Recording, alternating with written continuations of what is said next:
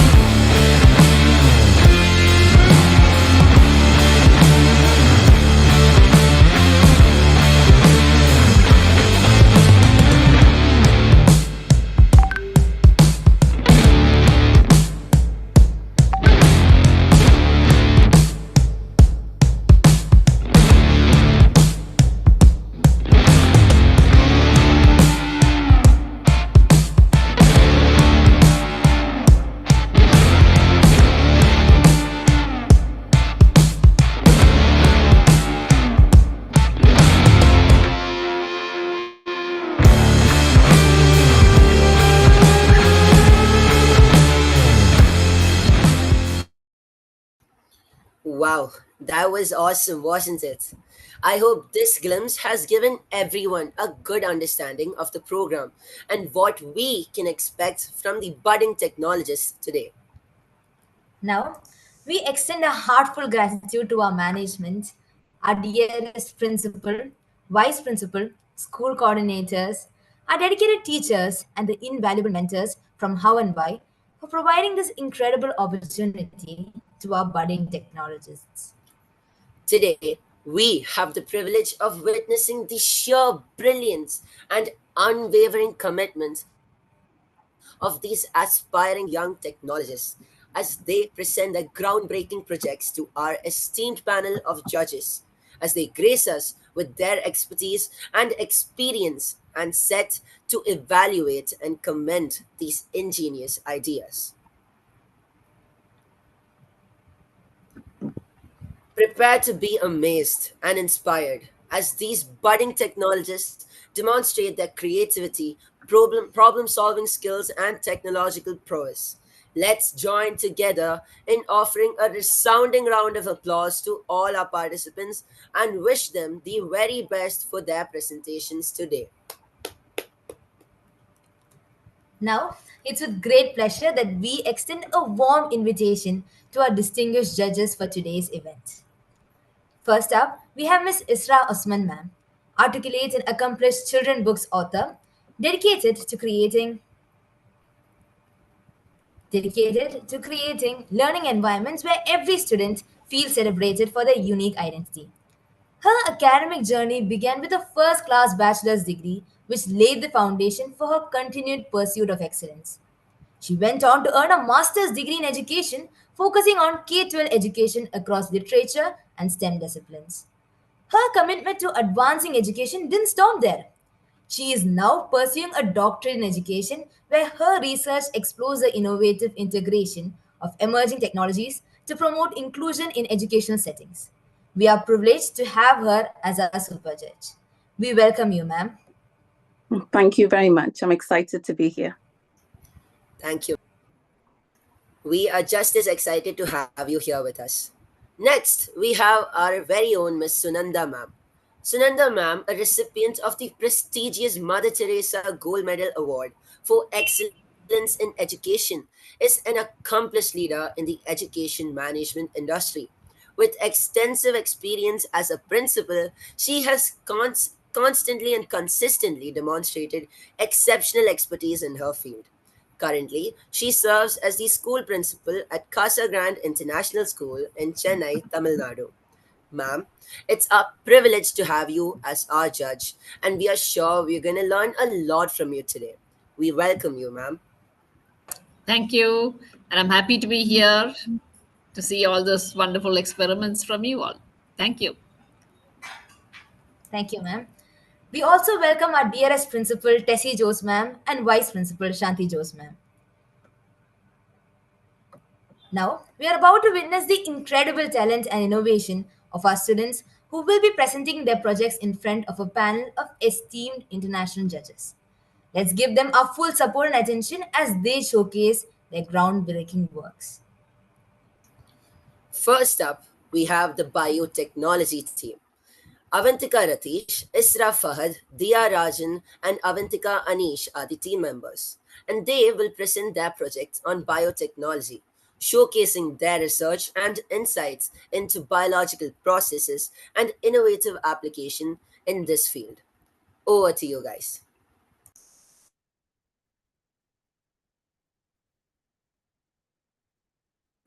Good evening, judges. My name is Avantika Anish, and me, along with my team members Avantika Ratish, Dia Rajan, and Isra Fahad, would like to take you through the topic of biotechnology.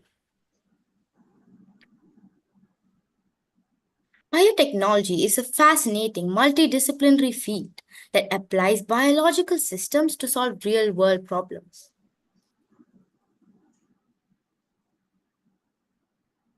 Humans began using biotechnology to grow food near their home and to domesticate animals. The coin named the Great Carl Ereke literally coined the biotechnology in 1919 to the point where we have cloned a monkey named Retro, who is now growing 2 years old, and literally reopened the vision of human cloning. 19th century and modern biotechnology literally take us to a whole level of biotechnology. Now we move on to the history of biotechnology. From the previous slide, we understand that biotechnology was not discovered within a day. It's evolved with mankind. The term biotechnology was coined by Karl Erke, a Hungarian agricultural engineer and later known as the father of biotechnology. Our ancestors unknowingly made use of biotechnology in their day-to-day life in the production of food items with the help of microorganisms. Ancient human race also did selective breeding for better traits. Fermented and brewed drinks were also made, and the science behind this was known as zymotechnology. Therefore, we may conclude that the idea of biotechnology rose from zymotechnology. Present modern biotechnology. Today, biotechnology covers many different disciplines. Medicine, agriculture, industrial, and environmental biotechnology has been one of the many potential fields of biotechnology. Biotechnology is used to distinguish newer applications of biotechnology such as genetic engineering and cell fusion for conventional methods such as fermentation and breeding. Since biotech is becoming a part of everyday life, The future of biotech holds tremendous promises, like the CRISPR technology, which will be used to directly repair faulty genes, curing diseases like the sickle cell anemia, etc. Biotechnology will help create sustainable products like biofuels, better crops, and biodegradable materials.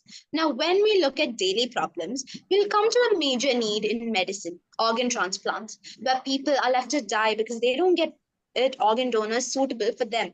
But in the coming future, if anybody wants an organ transplant, scientists may create a new organ using their own stem cells and 3D printing, eliminating the need for donors.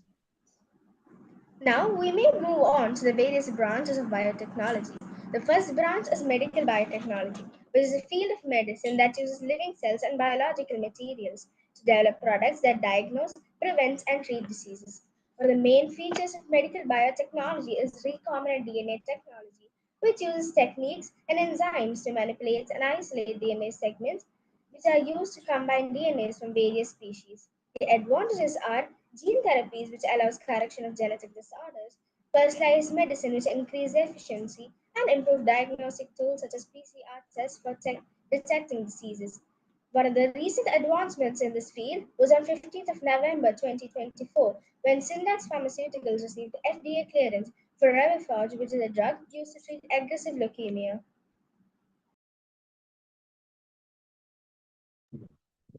Agricultural biotechnology, also known as agritech, uses scientific tools and techniques to improve plants and animals and microorganisms for farming.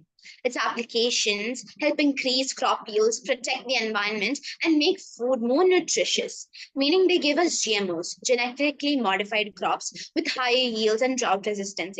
There are also environmental benefits where agricultural waste is being converted into bio-based plastics, reducing pollution. Industrial biotechnology or white technology focuses on creating sustainable bio-based alternatives to traditional industrial methods. It's transforming sectors by developing eco-friendly solutions that reduce our reliance on fossil fuels and harmful chemicals. Within this, environmental biotechnology leverages biological processes to protect and restore our planet.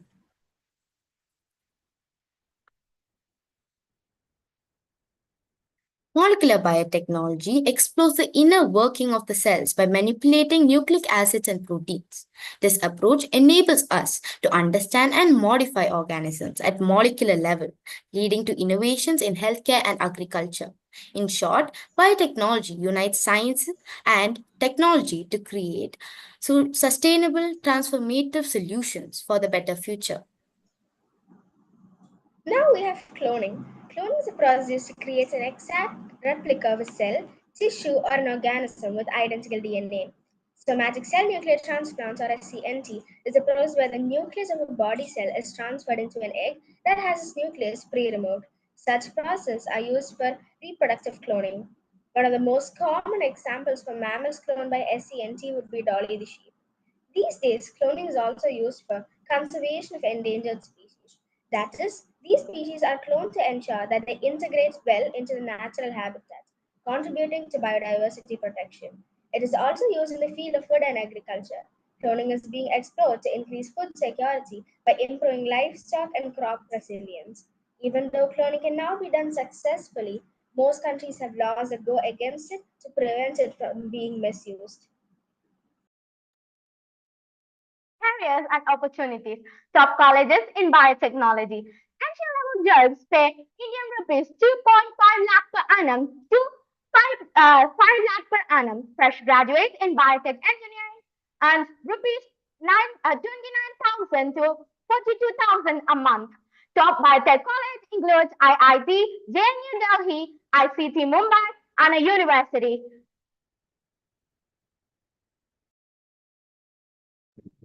To conclude the topic, we can say what biotechnology is and what it means into our world. So that's all for our presentation today. Thank you. Thank you, team. That was indeed a wonderful presentation, and I'm sure you got all the biotechnology enthusiasts worldwide watching and excited. So I'm going to head over to the judges. Sunanda, ma'am, Please do join us and give us, all of us, your valuable feedback. Yeah. Can I ask questions too, if it's okay? Sure, Yes, ma'am. ma'am, Can I? please. Yeah. Okay. See, I'm glad that you've covered all the aspects of biotechnology and the use that it has in a present scenario. Now, there's been a lot of discussion about the vegetables and fruits grown because of the technology that is used. What do you think are the plus points, or what are the harmful effects of sometimes I think those vegetables that are produced through this? And or can you just tell me, what does cloning, how does cloning actually help? Would it help? What do you think are the faults of cloning, if at all we do take it up in a big way?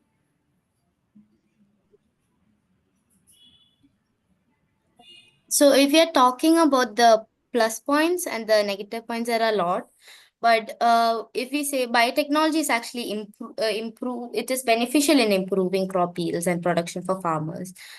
Uh, and it also does not offer genetic diversity in living organisms, which is, I guess, one of the negative points.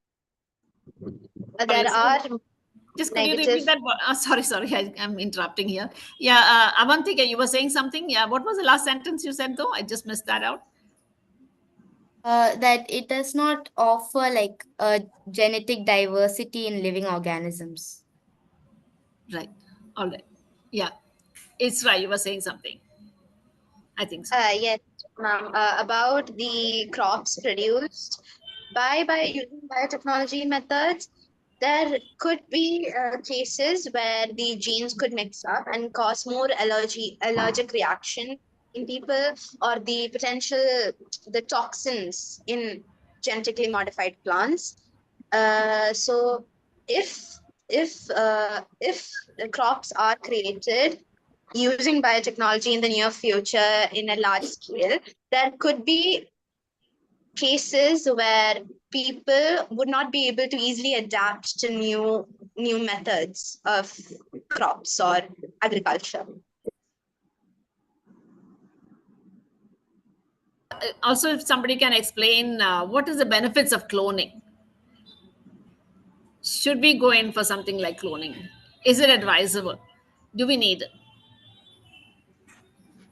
Now, on a large scale, Anyone it can is answer. not that advisable, but cloning these days are used for the conservation of endangered species, which is one of the main features of cloning in the 21st century. So it does help contribute to biodiversity protection in that way. Ma'am, and as I said in future biotechnology, cloning or 3D printing, if you put it as that, can be used to clone organs for people who need organ transplants. So, and cloning can also be created to create drugs for the betterment of society. This Right. lately, a monkey named Retro was cloned in 2022, which literally reopened the vision of human cloning, though currently it is illegal. Yes, it is illegal. Correct. Okay. Right then. Okay. Thank you. Yes, ma'am. Isra. I think Isra. Osman, I think you can take over. Yes, Thank you. No, wonderful questions that you've asked already. I think I've just got one more to add here. I read on your presentation, you mentioned crops for better sustainability. I'd love for you to be able to elaborate on this a bit more so we can better understand.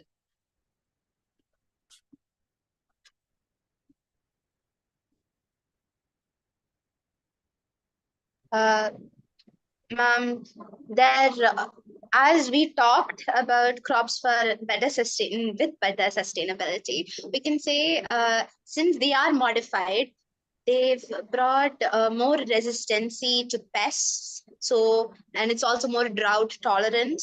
If we look at people or farmers in our country and all over the world who use, who cannot really afford taking care of their crops from time to time, if they use these genetically modified crops, the the usage of the usage of their resources to take care of it would be reduced. So it is sustainable in a lot of aspects, both economically and figuratively. Okay, thank you very much. And if I could just ask you as a group, what challenges did you encounter as you were doing your hands-on project? Were there any challenges that you had to overcome, and how did you overcome them? It was mainly fitting in the presentation in 7 minutes. Uh, it took us a lot of meets to get it together and make it proper. I don't think there was anything else. We all equally contributed to the points. We equally did all the work together. So, okay, well done. And thank you so much for sharing with us your wonderful project. All right. So thank you, ma'ams, for your wonderful feedback. A few brilliant questions, a few brilliant answers, and it was very evident the team effort that the entire team put in for that presentation. Now over to you, Sandra. Yes, so today we have with us the YouTube viewers as well. So to motivate them, we have organized a quiz competition. Now, over the course of the program, we'll ask three questions. Students who answer all the questions will be eligible for nomination to win exciting prizes. Now, guys, you have to be quick and fast. There are three prizes for top three students based on how quickly they answer each question. And the timer is 45 seconds. Let's go for the first question. Yes. So the question is, which AI technique helps machine understand and respond to human language? Natural language processing.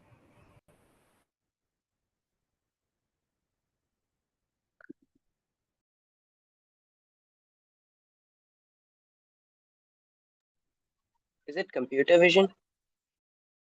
It's natural language processing. Guys, this is a quiz competition for our YouTube viewers. But thank you for your answers. I mean, it shows your excitement and enthusiasm. But again, And it's this exclusive for is the YouTube viewers. YouTube viewers. This is not for us children. It was for your parents and friends who are joining us via YouTube. It's okay. Yes, it's I think Ajay will think of another question. Thank you for the answers, though. yes. And the time is up. I hope all our YouTube viewers have answered it. Now let's go for the next exciting topic, shall we? So next up topic is GPS technology. The team members are Siddharth S. Menon, Suzanne Teresa Thomas, Joanna Joseph, Samarth Shyam, and today they will be presenting a project on GPS technology where they will have explored various microcontrollers and microprocessors, focusing on their integration with GPS modules for enhanced tracking and navigation applications. So over to you, team. Imagine this. You are in the middle of a hike and you suddenly realize it's time to head back to base. But then you look around and all you can see is trees everywhere, and you're hit with a sudden realization that you're lost. And that's where our friend GPS comes in. Good evening, respected judges, mentors, fellow participants, and the beautiful audience. Today, we will be presenting to you a dive into global positioning systems. Throughout our presentation, we will walk you through various topics under GPS, and trust me, we will keep you engaged. Let's kick off the presentation with a brief introduction to global positioning systems. GPS is a satellite-based navigation system that allows devices to determine their location anywhere on Earth. It operates via a network of satellites orbiting Earth. It's used for various purposes like navigation, geotagging, location-based services, surveying, and mapping. Now, let's jump into structure of GPS. So the GPS consists of three segments, the first segment being the space segment. Well, the space segment refers to the constellation of GPS satellites orbiting the Earth. There are typically 24 to 32 satellites in orbit at any given time. These satellites continuously transmit signals containing their location and the precise time signal was sent. The space segment provides the raw data needed for positioning. The control segment consists of ground-based stations that monitor and manage the GPS satellites. These stations track the satellite's positions and ensure their health and accuracy. Ground control stations monitor the satellite's orbits, update satellite clock information, and send corrections if any satellite signal becomes accurate. And finally, we have the user segment. The user segment these can range from smartphones to specialized military navigation equipment. The user segment is responsible for receiving the signals from the satellites, processing the data, and calculating the user's position, velocity, and time. In the end, all three segments work together to provide quality, reliable, and precise services worldwide. Moving on, we have how GPS works. GPS, or Global Positioning System, determines exact locations using a method called trilateration. This involves finding locations by intersecting the spheres of data provided by 4 satellites. To determine a three-dimensional position, GPS requires data from at least 4 satellites. Each of these satellites carries highly stable atomic clocks which are synchronized with one another and with the reference atomic clocks at the ground control stations. The time delay between when a satellite transmits a signal and when a ground station receives it is directly proportional to the distance from the satellite to the ground station. By collecting distance information from multiple ground stations, we can precisely calculate the location coordinates of any satellite at any given time. This precise distance measurement from multiple satellites allows us to pinpoint exact locations on Earth with remarkable accuracy. Due to GPS technology, we have transformed navigation, mapping, and numerous other domains, making our world more connected and easier to traverse. Next is systems similar to GPS. From GPS, there are many systems that provide similar navigational facilities. First, we have GLONASS, which is created by the country of Russia. It consists of 24 satellites in the orbit. It became fully operational in the year of 1996 and became modernized in the 2000s. It provides global coverage and is widely used in Russia and also the neighboring countries. It is integrated into devices such as smartphones, automotive systems, and mobile applications. Next, we have Galileo, which is one of the most accurate navigational systems. It is fully operational in the 2020s. It offers great accuracy down to centimeters, and it is better than the GPS. It is mainly used by civilians. It is used for geospatial mapping, scientific applications, and autonomous systems. Then we have the Beidou system, which is created by China. It is China's satellite navigation system offering both regional and global coverage. Its initial regional service began in 2000. Global services started in 2020.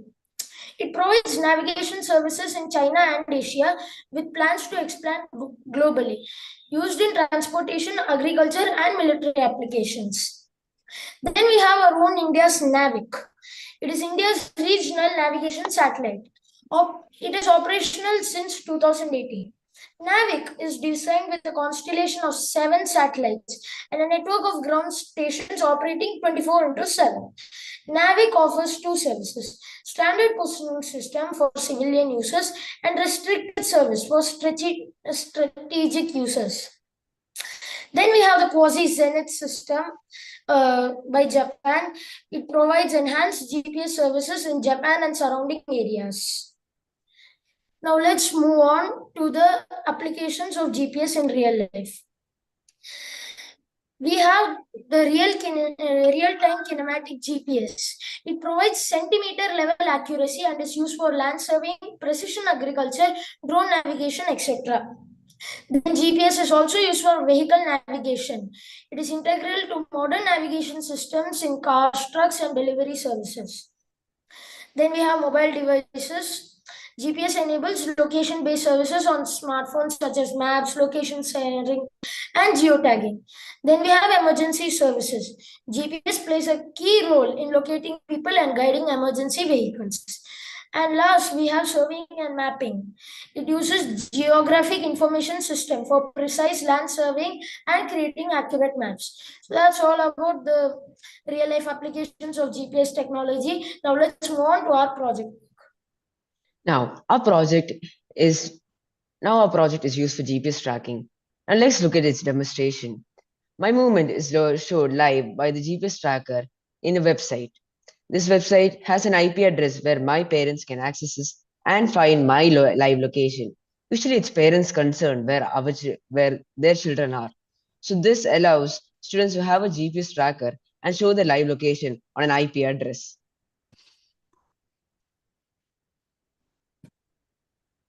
Now, what are our future design enhancements?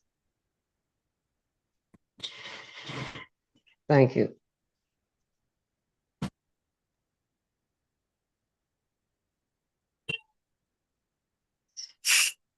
Thank you so much, team, for that wonderful presentation. GPS is actually a day-to-day essential for all of us, and I'm pretty sure that we all got a lot of new insights on this topic. Now, let's hear it from the judges, shall we? Over to you, Isra, ma'am. Thank you very much. First of all, well done for creating such an innovative project. As a parent myself, this is something that's really important. I've always wondered what are the sneaky ways that I can keep an eye on my daughter. So this is perfect. I think my first question for you is how did you integrate your understanding of GPS technology to develop a child tracking system? Can you walk us through that process? Yes, ma'am. So this project was actually made with a component called the Node MCU. And so this gets the GPS location from the GPS module called the Neo system. So the Neo system receives this GPS signal and sends it to the board, but this board can't get the signal raw from the module. So we use a library called the Tiny GPS. So it converts the data to a readable format like latitude, longitude. So then we can source this latitude, longitude data to variables and then give it to like IP address. So to generate an IP address with like Google API, so it will give us a map. So if you link it together, we can get a live tracking device. Wonderful. Thank you very much. And what innovative features did you incorporate to enhance child safety? So if you think a little bit to the future, this is the first set of models that you've created. In the future, what do you think can be made so that we can enhance child safety using these methods? Well, now this project is actually a bit bulky. Well, in future enhancements, we can make it much more smaller, like an AirTag and all, right? So it will be really small. So we can keep it in a pocket, bag, slot, anywhere. Yeah. So this can be done by soldering in a PCB, etc., using more better GPS components and more connecting to apps, giving more wide range of commands we can do. Okay. And also great. about accessibility, like for example, it's now it costs us quite a lot, to be honest, as GPS parts are not cheap. So definitely in the future, it could be much more accessible, and therefore people can use it, and it could be provided to a bigger population. Yes, caregivers and everybody else. Wonderful. So I really want to congratulate all of you on this wonderful project. I really enjoyed it. Thank you. Thank you, ma'am. Yeah, hello. Thank you, ma'am. Now let's hear it from Sunanda, ma'am. Yes. Oh, I think it seemed very good that you could, practically do something, that is that is very useful also. Now, what I didn't quite understand is how did you do it onto a phone? You had an app or something that, that gives you that one? Was it on a phone or was it on your watch? I think I didn't get that properly. Miss, the video which we shown, it was on a phone. So as I told before, the node and the board sends IP address, a locked IP address. So if we put that IP address onto our Google, it will give us a map because we have linked the Google API to it. So since we have linked these variables to it, it will show the data. Right. Okay, that seems very good. And also, I like the idea that it is something that is useful for the community. I think that's what is the most important thing that I should appreciate you for, because it's essential. And I'm glad that you picked up something that could be useful for the for the generation, for the people, for the general public. That is what is necessary, right? So thank you. Well done. Thank you, ma'am. Yeah. Judges for that great interactive session, and thank you guys. It was really a great innovative idea, and I really appreciate your innovative minds. Now, Siddharth will introduce the next team. All right, so thank you, Sandra. So, GPS technology, the present, right? Now, how about we head into the future? Well, with the progress of time and development of technology, the future is today. So, the next team up is Artificial Brain, and the team members are Ivana Sebastian, Tejas S, and they will present their research projects on microcontrollers and microprocessors, the current trends, and their applications. So, over to you, team.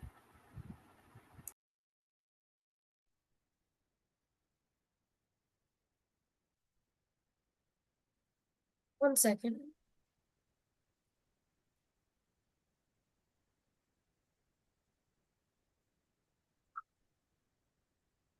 Good afternoon, judges, teachers, vice principal, principal, and my dear friends. My name is Ivanis. And I am Tejas, and we are from Toc-H Public School. Today, we are here to show you our presentation based on the topic artificial brain. Now, let us have an introduction to artificial brain. An artificial brain is a computational system designed to mimic the functions of a human brain. The objective is to emulate human cognitive functions such as learning, reasoning, and problem solving. What is a microcontroller and microprocessor? A So, microcontroller a microcontroller are integrated systems that combine a CPU, memory, and peripherals such as timers and I/O ports into a single chip. They are designed for specific low power tasks in embedding applications offering lower processing power and simplicity at a lower cost. Microprocessors or CPUs are designed for general purpose computing tasks. They typically provide higher process power and complexity but requires additional components like memory and IO devices. Processors are more versatile and capable of handling complex operations, often consuming more power and being more expensive. Now let's take a look at what transistors are. So transistors are semiconductor devices used to control or amplify electrical signals. They act as electronical switches in digital circuits and as amplifiers in analog circuits. A transistor has three parts: an emitter, base, and a collector, and comes in two main types: bipolar junction transistors and field effect transistors.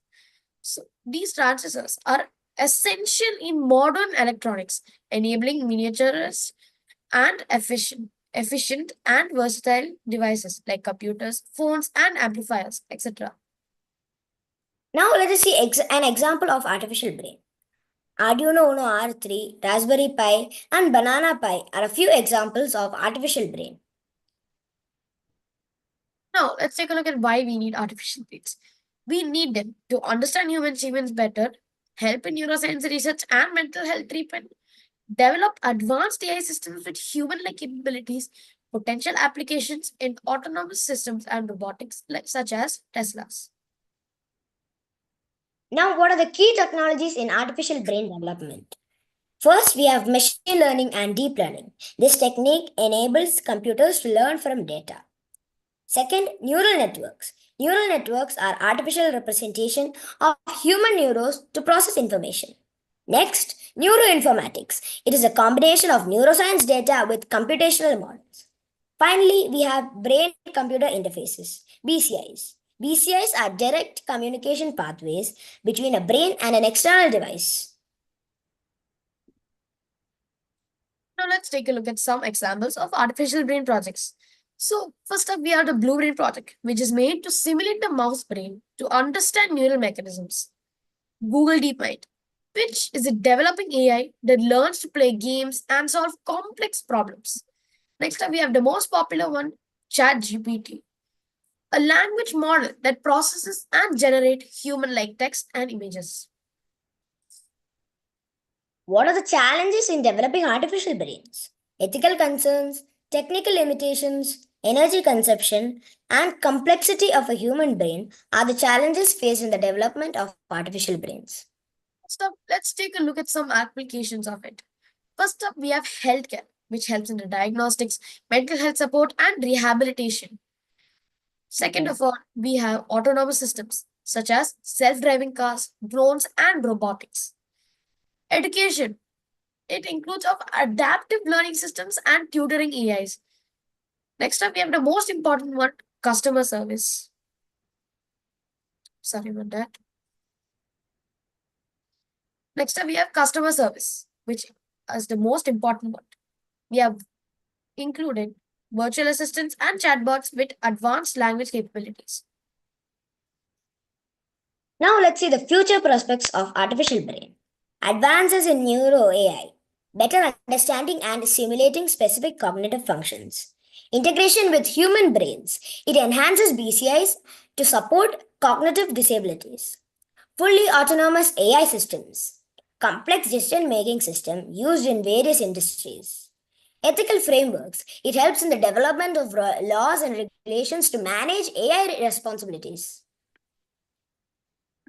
Let's take a look at our project we have made. So we have made a home security system that activates an alarm whenever it detects movement. What are the benefits of our project? Our projects help in keeping our houses and valuables safe from intruders like thieves. Now let's take a look at the demonstration of our project. So I have included a microbit, which is a microcontroller that processes information from the ultrasonic sensor, which helps in calculating distance. So I'll be connecting a serial communication wire for communication between the microbit and the laptop. So now, as you can see, since my hand was in front of the system, it has activated an alarm and sending a serial signal which is target detected.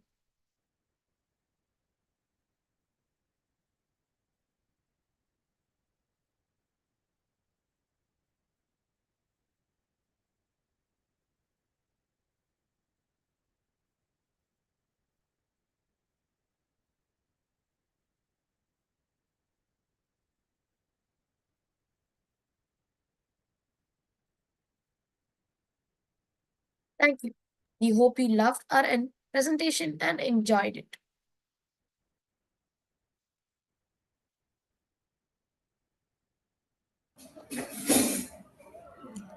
Yeah. Oh, good evening. Good Oh, evening. did I interrupt? Yeah. I'm so glad that you picked up a topic that is so current, that's so Thank relevant. you, team. Tejas, why did you pick up this topic? What made you? What inspired you to pick up this one? In these days, a lot of people are using robots to do many works, such as carrying objects used in industries or like cleaning, cooking, etc. Carrying Right. bags in airports from different place to place because it might be too heavy for use. Right. No, specifically your project that you did. How is it useful? Like in how does it actually help the community? It helps in stopping theft by sending out a very loud alarm.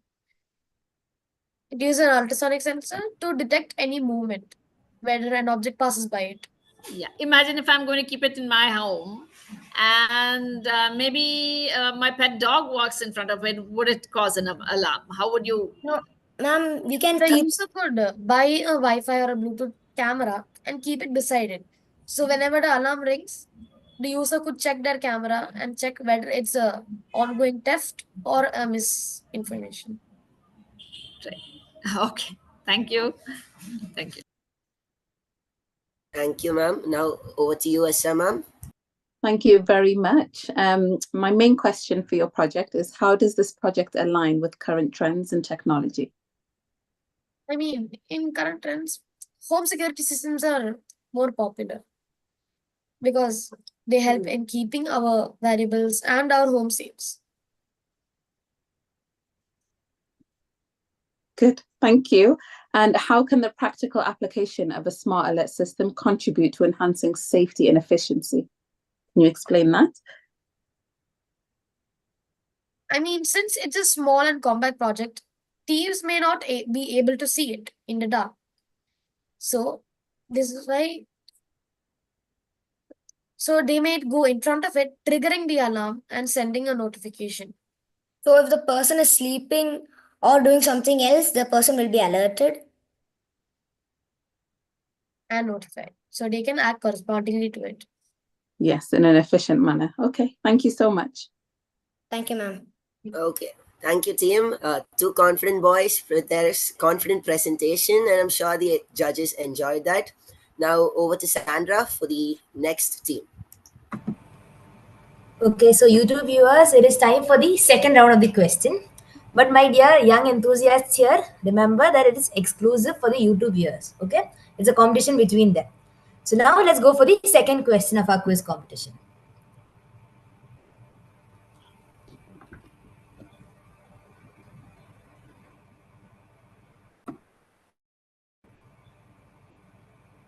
Team, can you do it after the second presentation? I mean, next Okay, sir. presentation. Sure, Yeah. sir. Okay, sure. Okay, so let's move to the next topic, shall we? Next up is something that deals with a lot of sophisticated programming. You might have guessed it, it is advanced robotics. The team members are K.H. Gautam Kumar Shetty, Ryan George Matthew, Shekhar Uday, Sridhar Uday.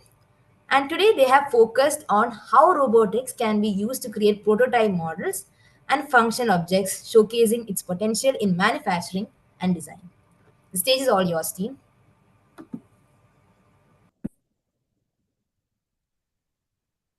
Imagine you walk past a construction site and you see a robot laying the foundation for an apartment complex. Good evening, judges and my fellow audience. Today, me and my team are going to be presenting on the topic advanced robotics. First of all, what is advanced robotics? Advanced robotics refers to the cutting edge developments in the field of robotics. These models are capable of processing their environment and executing tasks without any prior programming. Their key characteristics are they can perform multiple tasks at the same time and can automatically do them without any programming for the specific task. They are fitted with advanced sensors and have AI built into them. Now, a brief history of advanced robotics. Advanced robotics date back to the 1950s when George C. Devil created the Unimate. He was not very successful in selling his model. However, later in 1956, Joseph Engelberger created the first industrial robot in the US. He implemented his model in various fields such as service industries and space exploration. From the 1970s to 1980, new advances such as the Stanford arm and an early example of humanoid robots such as the Honda's humanoid robots were created. These were used for precise manipulation and other uses. Now, in modern times, advanced robotics has become very complex due to the introduction of autonomous capabilities and machine learning. They focus on adaptability and collaboration with humans. So, how is advanced robotics different from just normal robotics? For instance, a robotics model can only perform pre-programmed actions and has a very low cost of developing. They operate on very basic systems and have limited human interaction. However, advanced robotics can perform complex tasks and is fully autonomous. It does not need any to little human interaction and uses AI to make all its decisions. It can take inputs from its surroundings and execute tasks based on it without any prior programming. Key technologies in advanced robotics include artificial intelligence, which helps the robots to learn from data and adapt to new situations. Machine learning enables the robots to do tasks without prior programming. Computer vision helps them to perceive their environment, while gripping and manipulation helps them to handle complex and delicate tasks. Key components of an advanced robot include sensors such as cameras, LiDAR sensors, and ultrasonic sensors, actuators such as motors, hydraulics, and other systems for movement, controllers and processors such as AI chips that are necessary for controlling the robot's actions, and power supplies such as batteries and wired connections. Now, what are some of the different types of advanced robotics? Industrial robots are used in manufacturing and they ensure high precision, quality, and speed. Humanoid robots mimic human actions and behavior. In medical field, robots are used for surgeries, patient care, and diagnostics. They allow for quick and easy recovery with minimal scarring. Applications of advanced robotics. They can be used for security and defense. Autonomous robots can be used remotely for bomb defusal so that the human operators remain safe. They can also be used for surveillance and monitoring areas. They are used in factories and warehouses for auto sorting, packaging, and other tasks. There are many devices in our daily life which uses advanced robotics. Exoskeleton for mobility assistants like VWalk, which are designed for people with spinal cord injuries. VWalk is a wearable exoskeleton that allows users to stand up, walk, and even climb stairs with the help of motors at hips and knees. Self-driving cars like Tesla, which are equipped with an advanced driver assistance system known as full self-driving. It offers features like automatic lane changes, traffic light recognition, and navigate on autopilot. Challenges in advanced robotics. Advanced robotics faces challenges in perception, dexterity, mobility, and AI. Robots struggle with accurately sensing complex environments and achieving human-like manipulation. Navigating difficult terrains and balancing power efficiency remain obstacles for mobile robots. In AI, real-time decision-making, continual learning, and ethical considerations are critical issues that need addressing.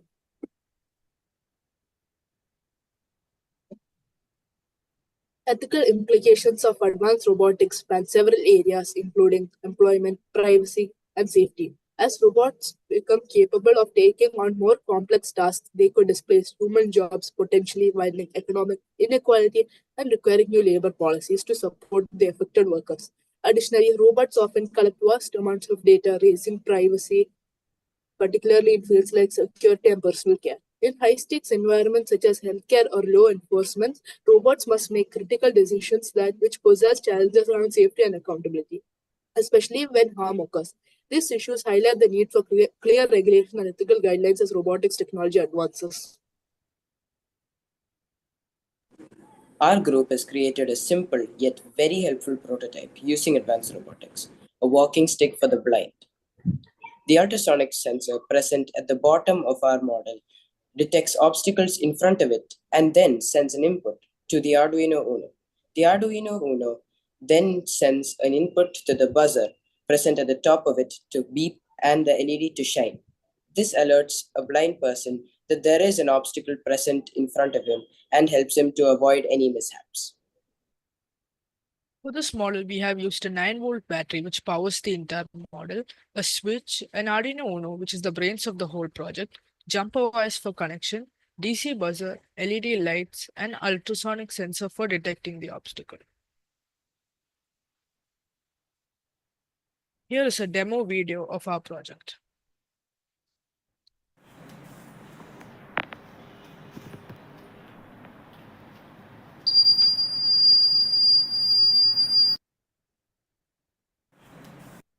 Thank you, judges, for your time.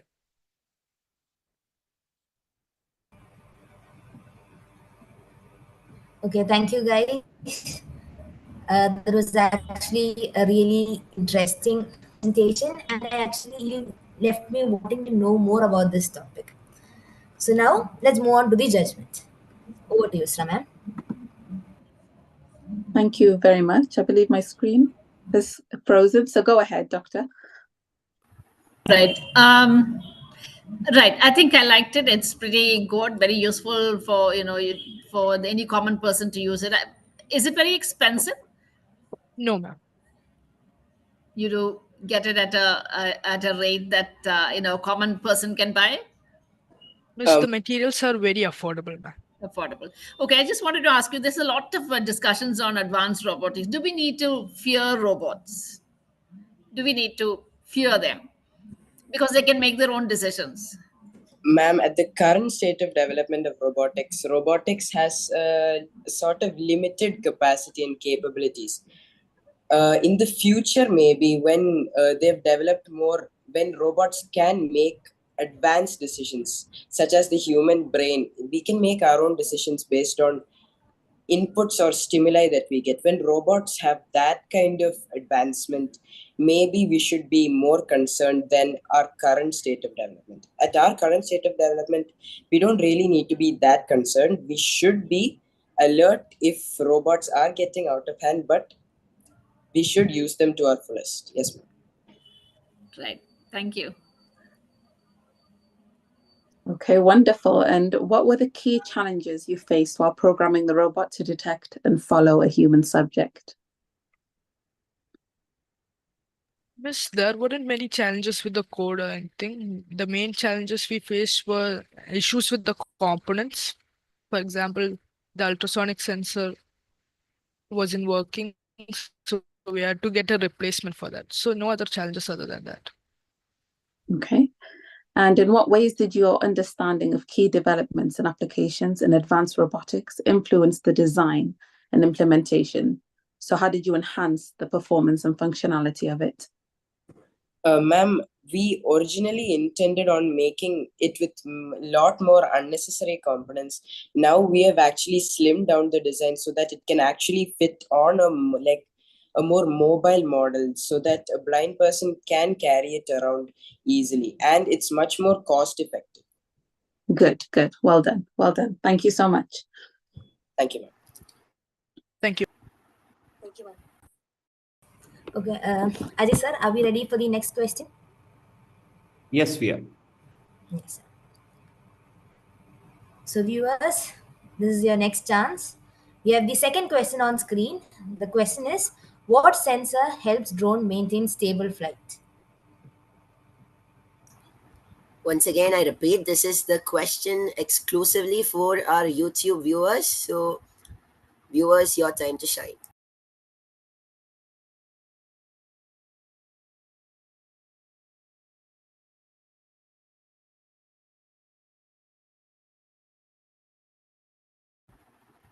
Just read out the question once again. Okay, the time's up. All right. So then we'll move on to the next topic, shall we? Okay. So next up, we have the website development team. The team members are Hanfa Fisel, Sayana Suresh, and Lakshmi Anil, along with Nathaniel Daniel Vijay. And they will showcase their projects on website development, highlighting how every level and every challenge in the process is a journey of creative and innovation and creativity. Over to you, team. Good afternoon, dear judges, teachers, and my dear friends.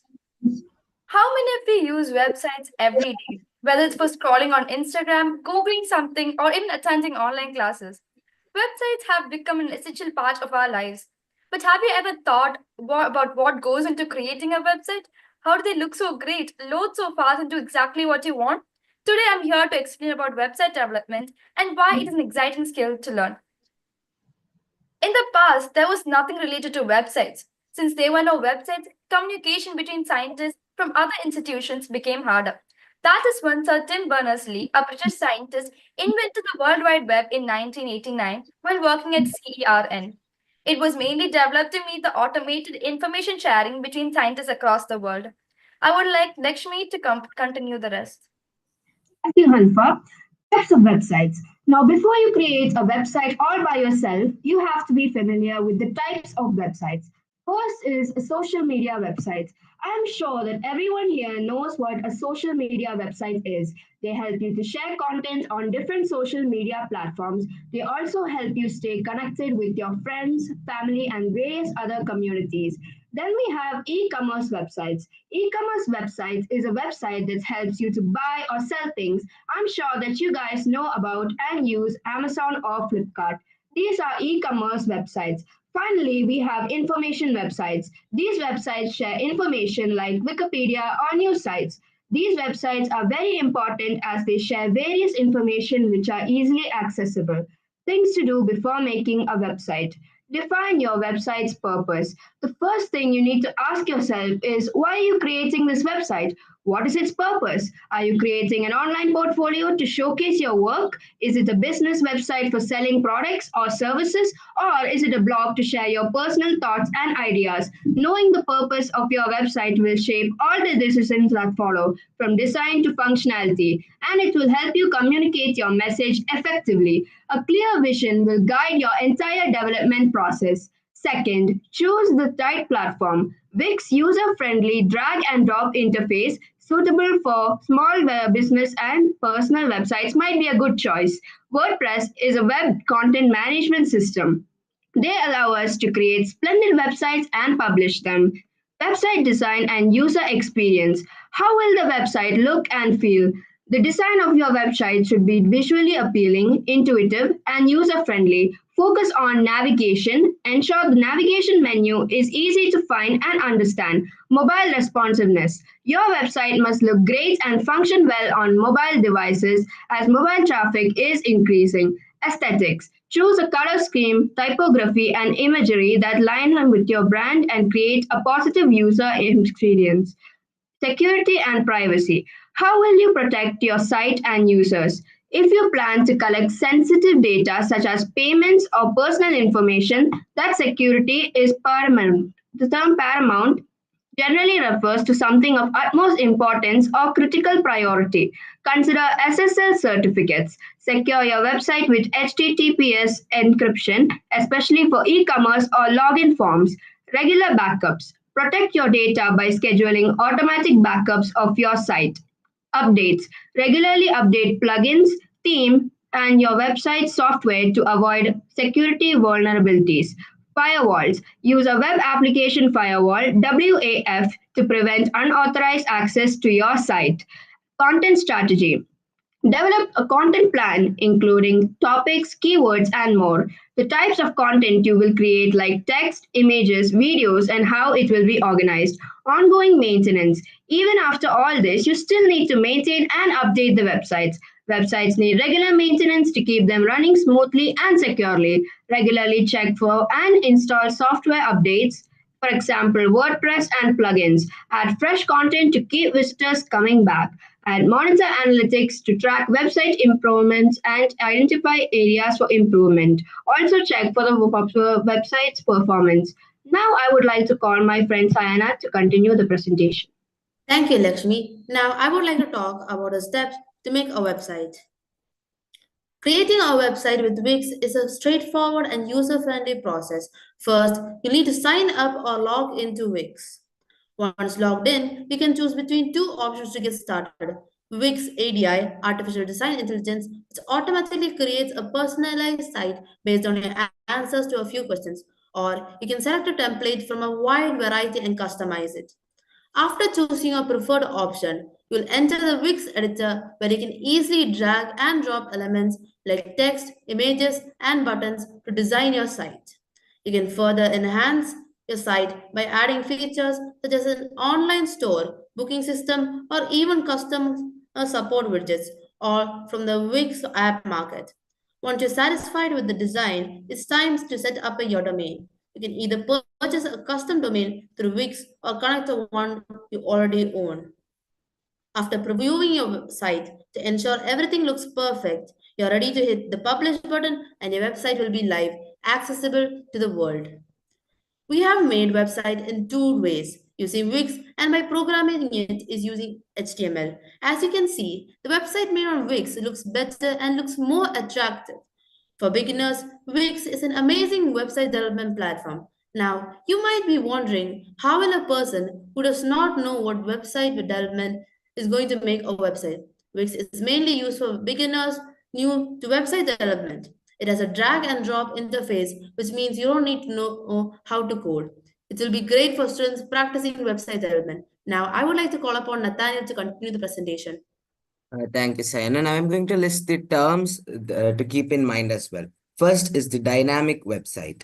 Then we have the static website.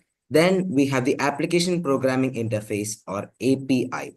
Then we have backend development. Then there is front-end development. And now let me conclude. In conclusion, building a website is more than just a technical task. It is about careful planning, understanding your audience, and creating a site that serves your goals effectively. Thank you. All right, so thank you, team. That was another wonderful presentation. We are having wonderful presentation following up on another wonderful presentations. All right, so judges, over to you, Sunanda ma'am. Please do ask the feedback. Yeah, I think I'm not quite sure. Did you make a website just now? Did you show a website just now? Did you make one? Yes, Yes, ma'am. we have made two apps actually. Okay. So, what difficulties did you face while making it? What was it? What plans did you have when you were making it? Wix was easy to make because it has a drag and drop interface, but creating a website using HTML, we have to code it, which is a difficult task because even for a small design, there's a long line of code. Right. Um, can anyone take this as a career? Can we take this, this Yes, aspect of ma'am. learning how to, yeah. There's definitely a future as a web developer because websites are becoming very crucial in our lives. Actually, every single company or apps have a website, and these websites are extremely important in our lives. And as time goes by, they are increasing in popularity and number. All right, thank you. Thank you, ma'am, for your question, Thank you. and thank you for the answers. Now, Esra, ma'am, please do. Hi there. Personally, I've used Wix to create my own website, my first website ever. So I've had personal experience with it. It's a wonderful platform to use. What creative and technical skills did you showcase in creating visually appealing and user-friendly layouts for your website? This No, website. no, I'm fighting continue. This the website. Anyone can answer. Uh, the website we made on Wix has a great layout, and it is perfectly aligned. The layout is perfectly aligned, and there are good designs to attract the viewers. Yes. Well, for the layout and the themes on Wix, it might be easier for us to do it. But on HTML, I think we have to use more of our creativity. On Wix, it comes pre-designed. And during this journey, we have actually created multiple websites. We even created one for our school, but it did not look as visually appealing as the cybersecurity one. So we decided to go with that. Also, we have spent a lot of time making our PPT, and a lot of changes have also been made. Great. And from what I remember as well, the functionality of it doesn't always translate when you've actually pushed the live button where it says publish. So how did you ensure the functionality of your designs? Thomas, we actually previewed it first to make sure it works well. And if there was any problems, we fixed it. But there fortunately wasn't any problems with the website. Good, good. Well done. Thank you so much. Thank you. All right, thank you, ma'am. Thank you, ma'ams, and thank you, team, for your honesty and your efforts. Really did shine through. Now over to Sandra for inviting the next team. Yes. Thank you, Siddharth. Next up, we have a very exciting topic. It is artificial intelligence, AI. The team members are Aishwarya Manu, Devansh Varshni, Chinmay Arun, and Joseph Philip. They'll be presenting the project on artificial intelligence today. Over to you, team.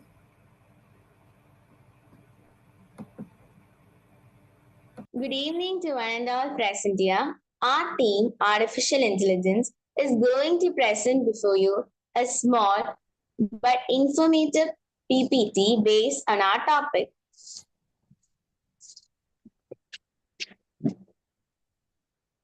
First of all, let's know what is AI or artificial intelligence. AI is a technology with human-like problem-solving capabilities. AI in action appears to simulate human intelligence, like it can recognize images, write poems, and can make database predictions. It can take large amounts of data, analyze it, find patterns, and can make predictions based on that data. Next, AI usage in healthcare. In healthcare, AI is used to diagnose various diseases and cancers at their early stages. AI enables smartwatches and sensors is used to monitor patient data such as heart rates, pulse rates, breathing rates, etc.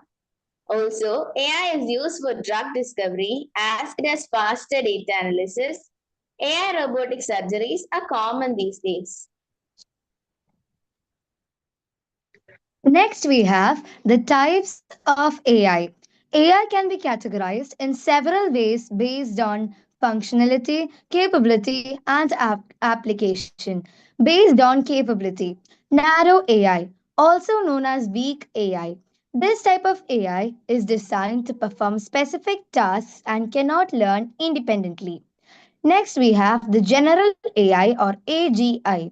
The type of AI is designed to learn, think, and perform similar to levels to humans. Next, we have super intelligent AI or ASI. The type of AI is a theoretical model that could surpass human intelligence in all aspects. Next, we have the subsets of AI. AI encompasses several subsets, each focusing on different aspects of intelligence and problem solving. First one is machine learning. Machine learning, it uses algorithms to allow computers to learn from data and make predictions. Next, we have deep learning, a subfield of machine learning that uses neural networks to model complex patterns and learn from data. Data deep learning is inspired by human brain. Next we have natural language processing or NLP, a subfield of AI that enable machines to understand and generate human languages. NLP engineers work on tasks such as speech recognition, language translations, etc. Next, we have computer vision, a field of AI that allows computers to identify objects and people in images and photos and videos. Advantages of AI. AI brings numerous positive impacts, including increased efficiency, enhanced decision making, and improved accessibility. It fosters innovation in healthcare, education, and smart technology, ultimately aiming to improve quality of life and solve complex global challenges. Limitations of AI. The dark side of AI, first we go like job square, robots swooping in to steal human roles like they're auditioning for a heist movie. Then there are like privacy issues with data collection, creeping around like a nosy neighbor. Then don't forget those sneaky based algorithms that keep social inequalities alive and kicking. Plus, the misuse of AI for things like deepfakes and deadly weapons is like a recipe for a disaster. All these things scream one thing. We need to get serious about responsible AI development and governance. The future of AI. The future of AI is set for significant growth with advancements in machine learning, natural language processing, and robotics. This integration will lead to enhanced personalization, improved decision making, greater automation, and the potential to drive innovation and improve quality of life. Now let us show you some examples of AI in real life. First up, we have got ChatGPT. ChatGPT was developed by OpenAI. It is a form of generative AI which can solve questions, generate images, give suggestions, etc. Next up, we have got Optimus. Optimus was developed by Tesla. It is an integral part of the assembly line of manufacturing electric cars. Next, we have got Muffin. Muffin is an AI pen which was developed by the company Casio. It is different. How? Because of its extremely cuddly texture and its capability to detect emotions the owner has, and on the basis of it gives the desired outputs. Now let us show you our prototype. So this is our prototype in which we have made a door which works on the basis of face recognition. This is the code we have given here. Now let us show you how this works. First of all, we need to give it the input.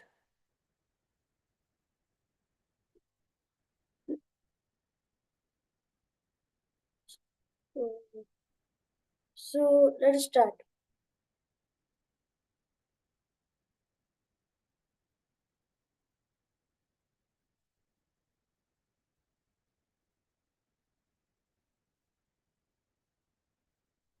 Some issue is there actually. But by the way, let me give you a small detail about it. It is actually used for recognizing the face recognitions, and on the basis of it, it can give the desired output. In case if the face is not matched by the label data programmed to it, it does not allow the person and either tells them to try again or to contact the owner of the house. Thank you. All right, so thank you, team. That was wonderful presentation, and you handled that pretty well. So I move on and call upon our dear judges for their feedback. Esra, ma'am, over to you.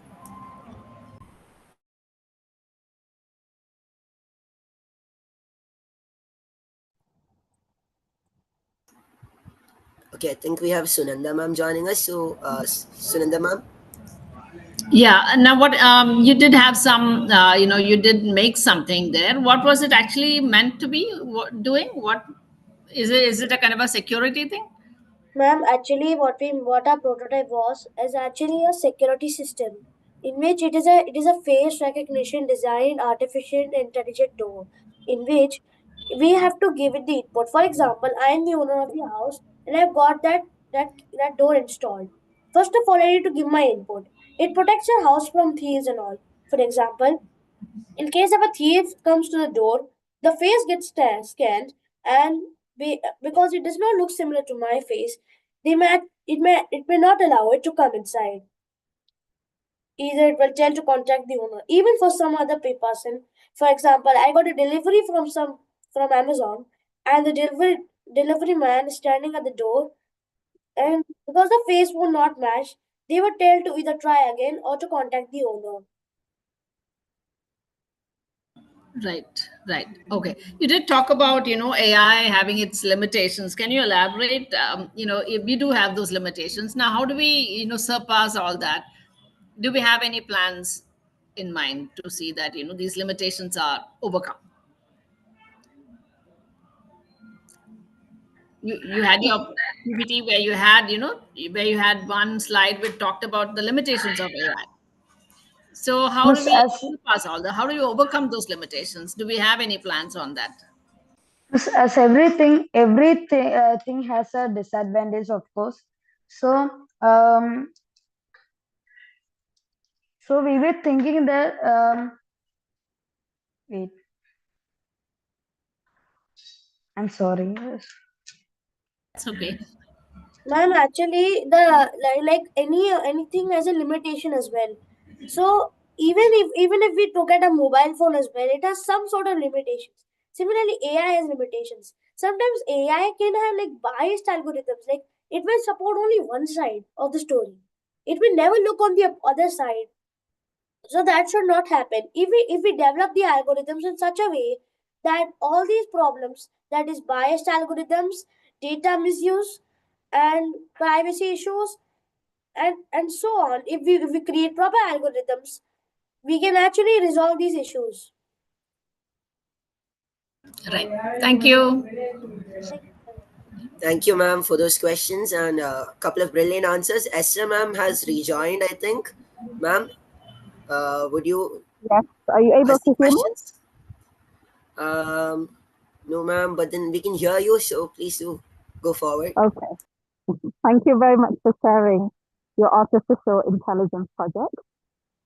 My question is, how do you believe your project can contribute to addressing real-world challenges and driving innovation in your chosen industry? Ma'am, could you repeat? How do you believe your project can contribute to addressing real-world challenges and driving innovation forward? Ma'am, basically what our project is about is maintaining of security in the house. It also Yes. increases security level because even in case of a burglary, the burglar would eventually just come to the house, and even if it was like even if it was his intention to enter the house, we can even edit it. Like even if we want, we can add an alarm to it that in case if it detects a burglar, it can sense an alarm which can alert the owner, and immediately they can take action. But if you want to make it like this, we Yes. can also use it for other stuff. For example, I got a parcel from some e-commerce platform, and they came to my doorstep. So the blue button, you can understand it as a doorbell, and then the the camera will first of all analyze the image of the person's face, and on the basis of that, it will compare with the connections with the input face, that is the owner's face, and on the basis of that, it will give the algorithms.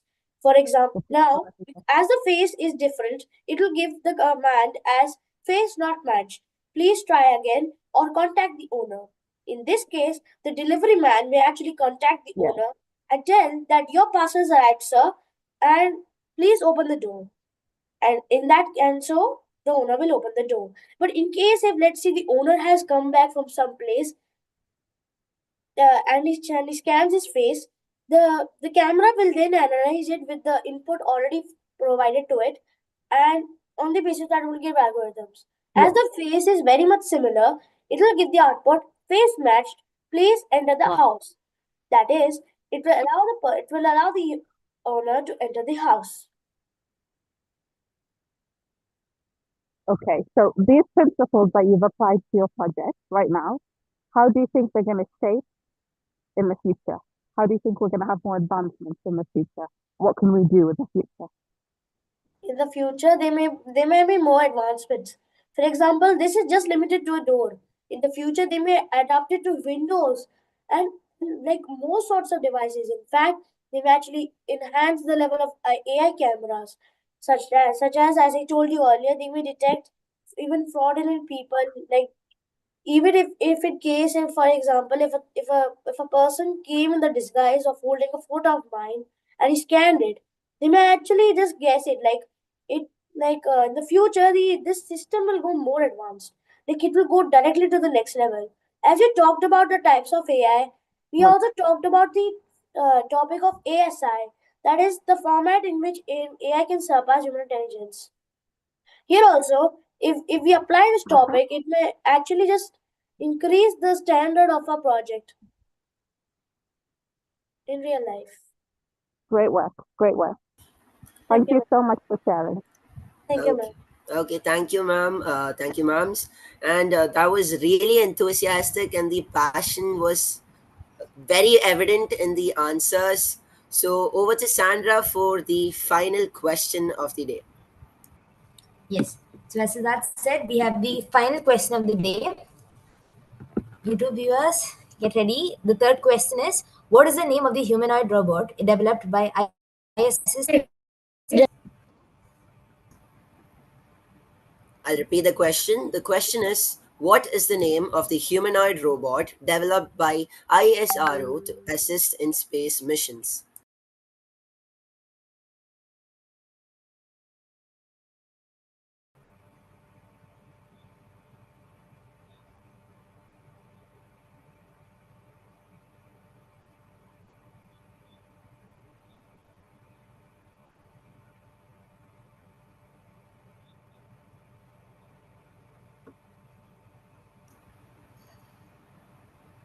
All right, so the time's up. Hope you viewers, everyone have given their answers.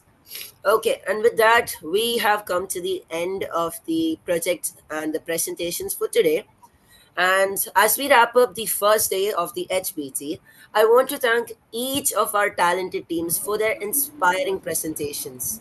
Your ideas and efforts are a testament to creativity and innovation, and we are thrilled to have witnessed them today. Thank you, teams. Now, before we conclude, I want to ask our judges and our principal, ma'am. So I request both the judges and our very dear principal, ma'am, for their feedbacks after day one. Yeah, can I begin? Is that okay? Yes, right, ma'am. right. I must say, I think I can see that a lot of work has gone into it. I'm so happy that children as young as grade 6, and I was quite impressed with how Devansh answered so well. I mean, he's looked into it quite in detail, and that's exactly what is needed. Especially when you're making a project, you don't do only that thing; you look deeper into it. So I think that is what we finally need to know: a thorough knowledge of what you're working on, right? So unless you have the thorough knowledge, it's impossible to go over and beyond. So I'm very proud. I'm so happy that all of you children have put in so much of effort into it, and you've learned so much, and I think that makes a lot of difference. So well done, all of you. Everyone has done a good job researching so much, getting all those details, and then present. I think I like that one, that census. What is it? The blind, for the blind sensor for the blind. What was that? The walking stick. The person who did that PPT. I think the way he has made that PPT was very unique. So I must appreciate that. I hope you understand who that is, because I don't remember the name of that person, right? So he did a very good job of presenting it in a very unique manner. So well done, all of you. Everybody has done a good job, and I'm so glad that all of you have researched well, and you know your topics well enough. So well done, all of you. Thank you, ma'am. Now, since Esther ma'am is joining us all the way from US, and she's it's morning there, so she's traveling right now and can't come on video, but her feedback is inevitable. So I invite Esther ma'am for her feedback, ma'am.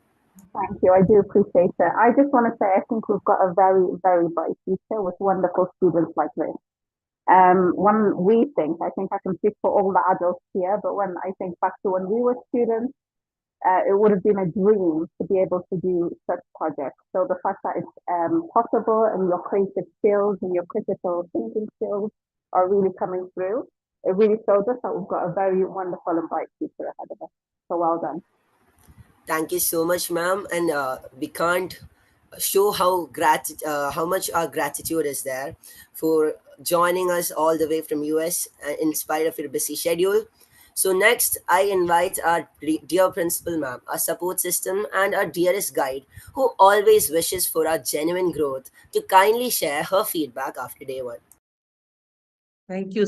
Thank you, Siddharth. I think I'm literally mind blown by seeing my little ones from grade 6 put up such a wonderful exhibit of their technological advancement. I was sitting and wondering what I was doing when I was in sixth standard. Am I becoming too outdated? The whole team behind this project or this competition has literally come up a long way, and they have another long way to go forward, because that is what is seen in their collaboration, in the team spirit, the initiative, and the efficient way and the presence of mind that has to be highlighted here, because you have to know what went before and what comes after, even though you have the middle order. So they try to bowl it exactly at the right place. It is not to impress the judges, I really know that, but it was literally to put across what they have presented. So I think this is a wonderful learning experience for my children, for my students who have literally very much ready to face this technological world with their new expertise, with their new trial outs, because it is obviously the result of a lot of trial error method that they have come up with their project. And I would like to add something here. When I was watching your PPT, do I have time for all this? I do not know, but still I'll just add on one sentence. The PPTs, some of the PPTs were precise. That is something very remarkable about a PowerPoint presentation. It should not be lengthy. The shortest words with the maximum meaning to convey can be some tip that you can take for your future attempts, my dear children. So when you prepare the PPT, please do remember, do not clog everything on the screen so that it becomes very difficult for us to make out. You might be aware of what you're going to speak. So as a professional trainer, I too always understand the limitations of a PowerPoint, but still sometimes it conveys a lot. So hats off to the teams who had them precise, concise, and precise and nailed it really hard. And once again, I would like to appreciate the whole of the team, the mentors and the judges who came forward, Sunda ma'am and Esra ma'am, and the whole team behind this wonderful attempt, and the wonderful set of parents who are watching it live. The teachers are watching it live, and your friends are also there. Hope it is a learning experience and everybody comes to know how famous you are. My Toc-H children are literally going to aim at the stars. Obviously, they're aiming at the stars. And a word of appreciation to my computers there who are the masters of the ceremony today, and to the whole of the Toc-H team behind STEM and HowNWhy project. So thank you once again for giving me an opportunity to witness what you can do. Literally, I am literally amazed, and I really look forward to see more from you, because you're only in the beginning stage. You're only in sixth standard. You have a long way to go, my dear children. So let's see, we can have wonderful scientists coming up in the near future, because the sky is the limit, as I always tell you. Opportunities never knock us twice. So grab the opportunity, do it to the best of your ability, and prove yourself, because the world is out there waiting for you, my dear children. So thank you, Manjula. Thank you, Ajay, and all the judges, and my computers, and the students, and the management of Toc-H, who provided this platform for each one of us to come together as a family. Thank you. Thank you. God bless each and every one of you. Thank you so much, ma'am, for your feedback. Thank you so much. And indeed, it was very evident the passion and the teamwork put in by each team. The efforts were very evident. And thank you to the teams once again. Now, back to Sandra. Yes. Thank you, Siddharth. A big thank you to our esteemed judges for their valuable insights and time. And of course, to our dear participants and audience members for their engagement and support. Remember, this is just the beginning. Tomorrow, we have another exciting lineup of six teams ready to showcase their projects. Don't forget to join us at 6 p.m., sharp 6 p.m. tomorrow, as we continue this journey of discovery and innovation. Thank you all for being part of this amazing event. Have a wonderful evening, have a wonderful night, and for Isra ma'am joining us for from US, have a wonderful day, ma'am. Thank you so much, and we'll see you tomorrow. Thank you. Take care. Thank you, Siddharth and Sandra, Ajay and Manjula. What next? We are winding up for today, and all the very best, children. And you have done a wonderful job today, and we are looking forward for more opportunities and more innovation coming from you. And let's wind up for today. Don't be tense. The results will be the best. Sleep tight tonight. Okay, children. Bye.